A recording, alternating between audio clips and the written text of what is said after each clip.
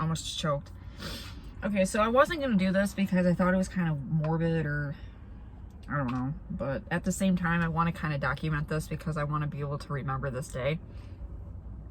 So my husband is in the hospital. He's getting surgery right now. I'm extremely nervous. I'm really scared. My husband wasn't. He wasn't scared at all, but I am. It's a 2-hour surgery. They said it could possibly be more. So it's noon. I haven't ate. He just went back. I'm like, I gotta eat something, and I wanted to talk about this. So I'm just gonna do like a little eating show while I talk about this. So I got myself a American sub. It's got salami on it, mozzarella cheese, a lot of lettuce, which I think is cheap, ham, and like some other meats on it, with a zesty ranch. And I got myself a grape pop. And I did not get any chips, which sucks because I usually always eat chips in my subs, but I didn't have enough money. Hospitals are expensive when it comes to their food. I don't know what's up with that, but anyways.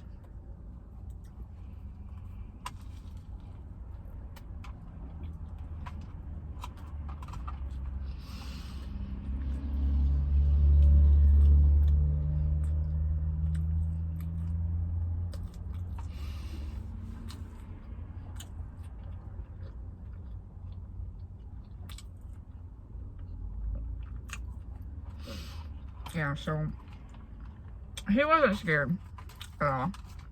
Like, at all. I'm petrified. And what didn't help is I asked the doctor. I was determined to ask the doctor before he went back. I had questions. Death rate, infection rate, MRSA, all these things. He literally looks at me, the doctor looks at me and says, we don't really like talking about the death rate thing. He told my husband last week that it was a 1% chance. Now the story changed.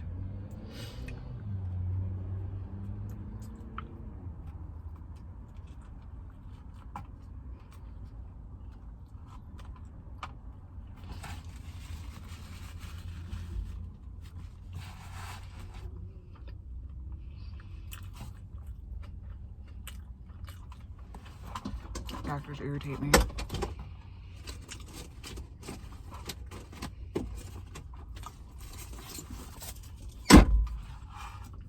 They get on my freaking nerves.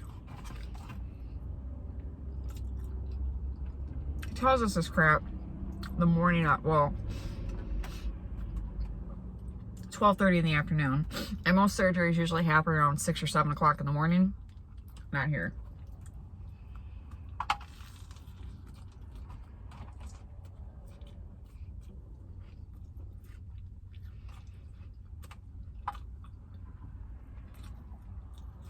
Most people would be asking, how can you eat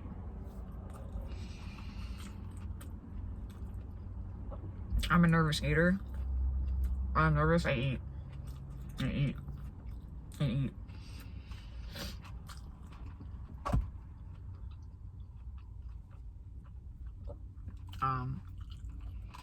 I also have chronic PMS right now. I'm supposed to start my period in a couple of days. All this happened at a really, really bad time for me.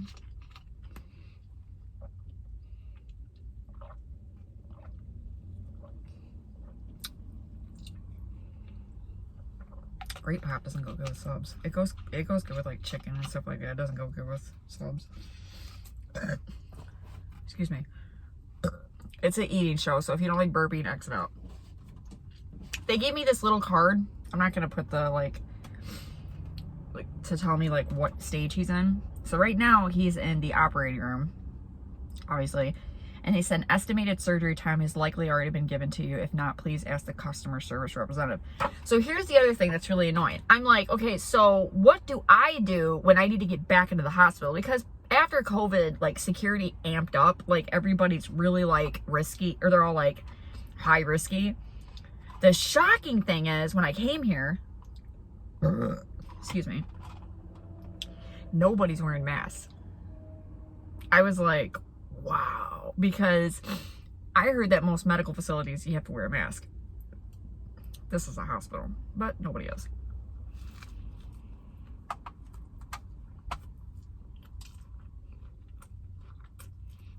I don't wear a mask.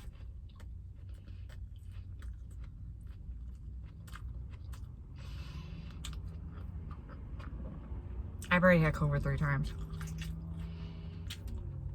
No, I don't. Twice. The second time I had COVID, I didn't even know I had it. I thought I had a cold. I was just living my life.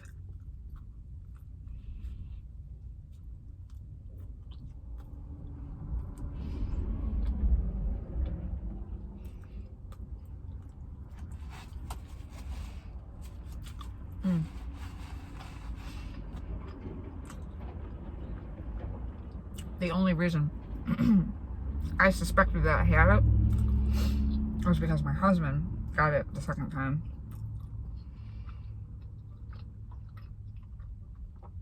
He got sick, real sick. That was October of 2022. He got COVID the second time, and he got it really bad again.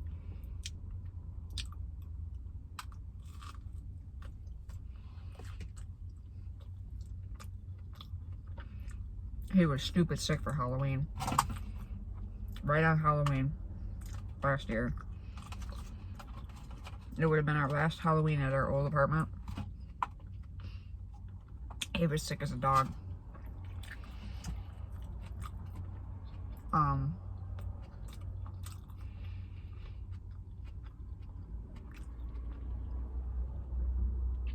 And a couple of days later, I started kind of feeling kind of crappy, you know? Wasn't bad. Like, I didn't lose my taste. I didn't lose my smell. So I just thought, it's not COVID. It can't be. Because the first time I got it bad. And I ended up getting body aches and pains. I ended up getting, I lost my taste and smell. It felt like the flu, but weirder at the same time, because it was more psychological than anything. And so I was just kind of like, whatever. But I'm like, I'm going to test myself just in case, just to check, because the kids were in school at that time. And I was going out and doing stuff all the time. And I was like, I don't want to make other people sick on accident. So I tested, and sure crap, it came up positive for COVID. And I was like, really? You know, and I'm kind of just like, I kept like looking down at the test, like in disbelief. And yeah, I had COVID-19 for the second time. And it was October of 2022. So after I ended up getting it, my oldest son got it. Again, he wasn't that sick. He didn't really have a lot of symptoms. He had like a runny nose. He didn't lose his taste or smell. He got it. But the funny thing is, the first time the family got it, it was me, my husband, my youngest son. All 3 of us got it. We all got it really bad. I was actually scared for my youngest. I had to power through COVID to keep an eye on him, because I had to check his fever like nonstop, and I was up every night doing this. I didn't care. Like I drug myself off my couch. Like I was like, I'm not letting this happen to my family. I was like, I'm powering through this no matter what. And I did. I'm like in the trenches trying to take care of my son. He ended up getting better. By the second or third night, he was better. He just in the middle of the night, I remember him popping up in his little pack and play. And he grabbed his little juice that I had on a table for him next to his pack and play, and he just downed it. I remember just watching him. He's like, I mean, it was gone. And then he set it down, and I checked his fever. He had no fever. He was smiling, and it was like 2 or 3 o'clock in the morning. And I'm like, okay, you're getting better. I was like, I could see that. Got him another cup of juice. He took a little couple more sips, and then he went to sleep. Woke up the next day, no fever. He was running around the house. My symptoms lasted for about, the first time I got it, I had body aches and pains. I want to say for about 4 to 5 days. Mine lingered a little bit, and then I got the COVID cough. Oh my God, dude. Like, that was probably the worst besides the body aches. I ended up going to the emergency room. That's how bad it got. I went to the emergency room.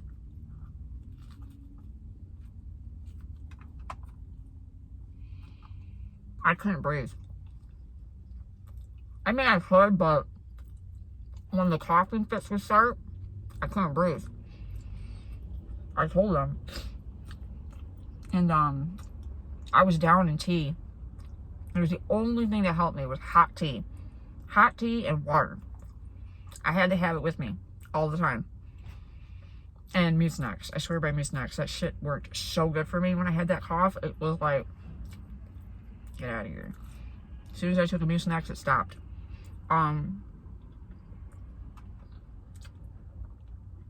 But yeah, it took me about 4 to 5 days. And then my loss of taste and smell did not come back for about 3 months. I was nothing.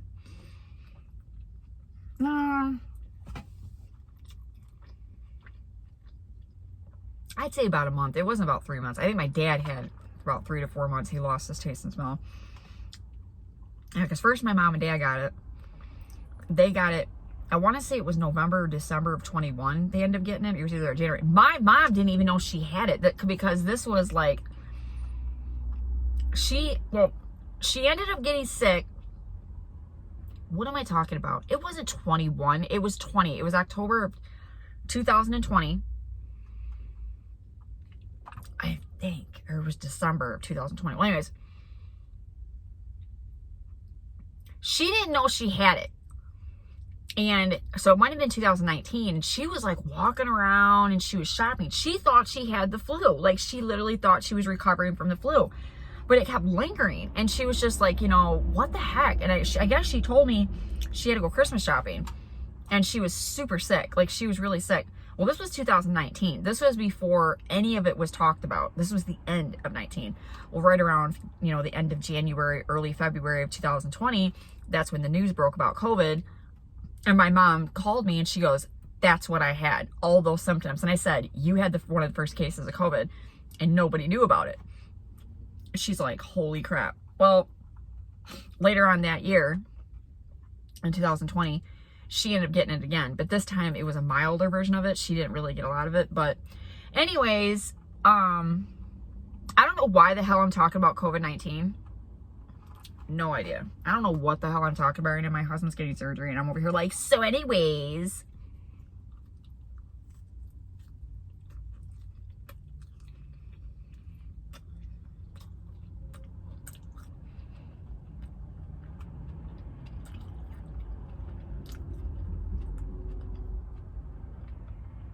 This lettuce just tricked me.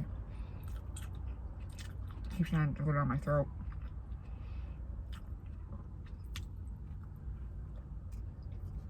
That was good. Very good. Delicious.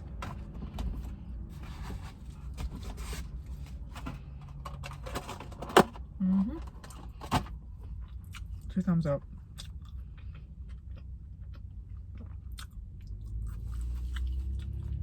But anyways,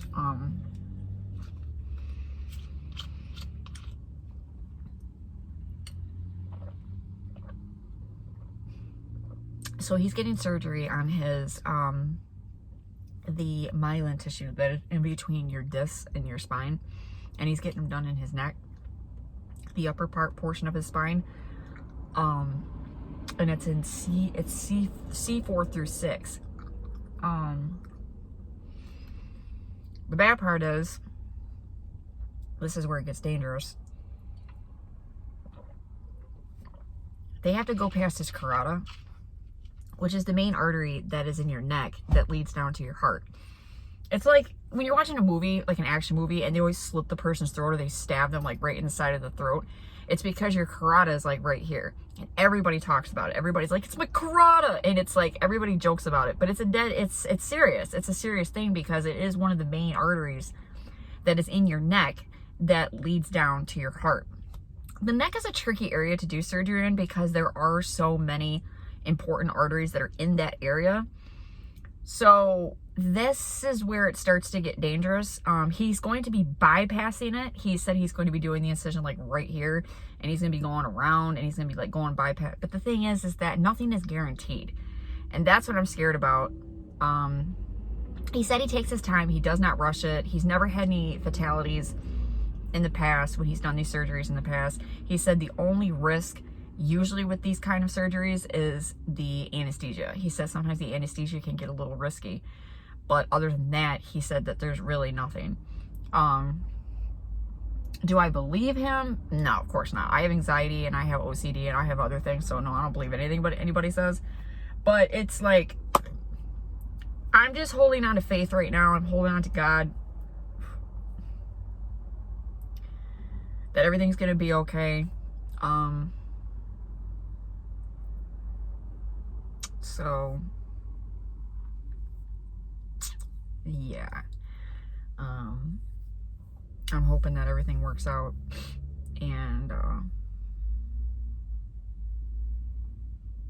I'm really, really exhausted right now. I'm super duper tired. My 4-year-old woke me up at 4:30 in the morning, and he was like, I want hugs and kisses.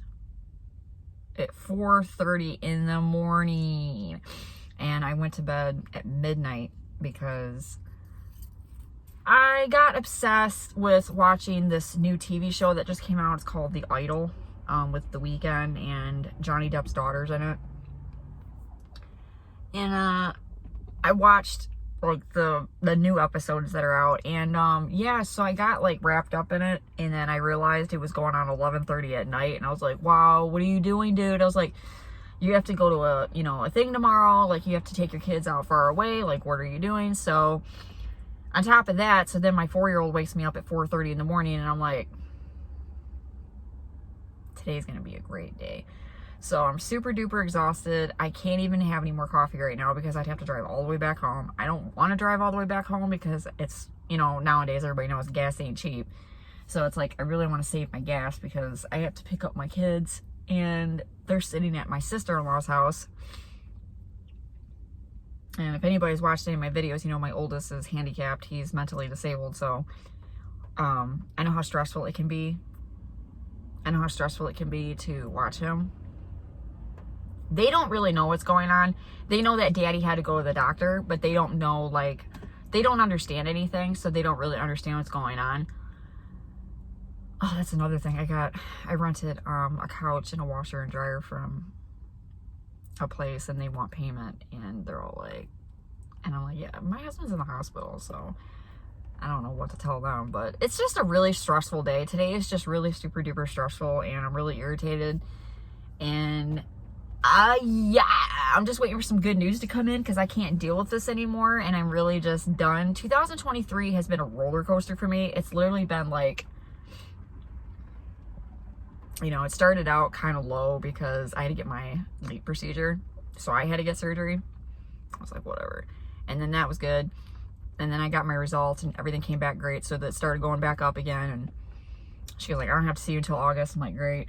And then